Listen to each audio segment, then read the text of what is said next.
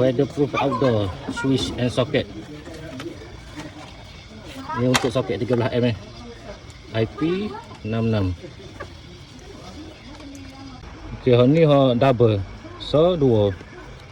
Jadi gini lah kotak dia. Tengok dalam dia macam mana. IP nenek. Jadi ni 2 soket lah. Ini bahagian tapuk dia. Nak buka kita tekan ni.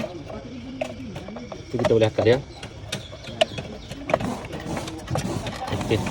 Soket 13mm. Macam-macam jenis pala boleh masuk sini.